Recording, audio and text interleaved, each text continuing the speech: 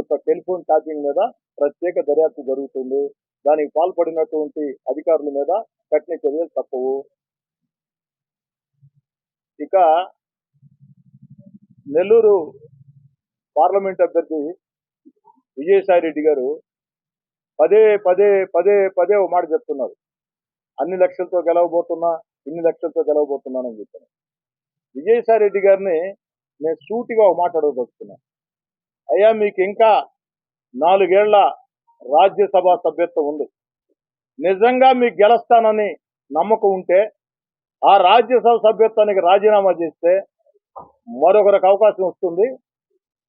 అప్పుడు ప్రజల్లో కూడా మీ మీద నమ్మకం వస్తుంది. మీకు నిజంగా నమ్మకం ఉంటే విజయసాయి రెడ్డి గారు 4 సంవత్సరాల రాజ్యసభకు రాజీనామా చేయి, అప్పుడు ఏదైనా మాట్లాడు. ఎందుకంటే ఇప్పటికే విజయసాయి రెడ్డి గారికి అర్థమైంది, రాష్ట్రంలో వైఎస్ఆర్ కాంగ్రెస్ పార్టీ ఓడిపోతుంది, నేను ఓడిపోతున్నానని చెప్పాను. కాబట్టి విజయసాయి రెడ్డి గారు కేంద్రంలో ఉండే చాలా మందితో మాట్లాడుకుంటూ ఉన్నాడు. అది మాట్లాడుకోవాలంటే రాజ్యసభ ఉండాలా. నాకు రాజ్యసభ ఉంది కాబట్టి అన్ని రకాల సహకరిస్తాను కాబట్టి నా జోలికి రావద్దని కేంద్రంలో ఉండే వాళ్ళతో చాలా మందితో మాట్లాడుకుంటూ ఉన్నాడు. మీరు జగన్మోహన్ రెడ్డి గారిని ఏమైనా చేసుకోండి, మాకు అభ్యంతరం లేదు, జగన్మోహన్ రెడ్డి గారి విషయం నాకు సంబంధం లేదు, నేను రాజ్యసభ సభ్యుడిని అనేదానికి ప్రయత్నం తప్ప మరో దానికి కాదు. అటు విజయసాయి రెడ్డి గారు, మీకు నిజంగా గెలుస్తామన్న నమ్మకం ఉంటే రాజ్యసభ సభ్యత్వం రాజీనామా చేసి నామినేషన్ వేయండి. వేమిరెడ్డి ప్రభాకర్ రెడ్డి గారు ఎంపీగా గెలవకూడదు. ఇప్పటికే జగన్ గారికి దగ్గరగా ఉన్నాడు.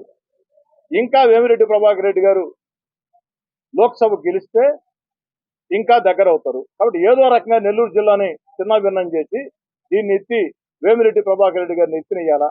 జగన్ గారి చుట్టూ ఉండే కొంతమంది కోట్రే, అందరూ అని అన్నాం, జగన్ గారి చుట్టూ ఉండే కొంతమంది కోట్రే బండిన కుట్ర బన్ని జిల్లాలో ఎమ్మెల్యే అభ్యర్థులకి, నాయకులకి, వేమిరెడ్డి ప్రభాకర్ రెడ్డి గారికి సంబంధాలు పెంచే రీతిలో, అనుమానాలు పెంచే రీతిలో ఇష్టారీతిగా మాట్లాడుతూ ఉన్నారు, ఇష్టారీతిగా వ్యవహరించారు. అందుకే ఈ కుట్రలు భరించలేక ఒక దండం మీకు వచ్చేస్తుంది. అది తప్ప మీరే చెప్పండి. నెల ముందు ఆది దంపతులు, నెలలో ఏమైంది సార్? ఇందాక ఒక మాట చెప్పడం మర్చిపోయాను సార్. పాపపు డబ్బు, పాపపు సొమ్ము వేమిరెడ్డి ప్రభాకర్ రెడ్డి గారు అంటున్నారు. వేమిరెడ్డి ప్రభాకర్ రెడ్డి గారు ఇన్కమ్ ట్యాక్స్ డబ్బులు కడుతున్నారు, వ్యాపారాలు చేసి సంపాదించాడు.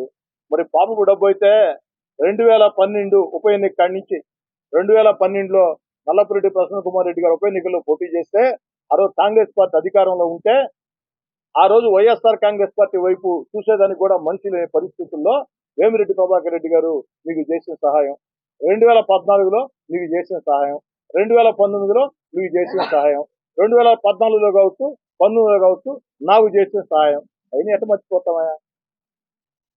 ఆ రోజు కనపడలేదా ఎన్ని పాపపు డబ్బుని?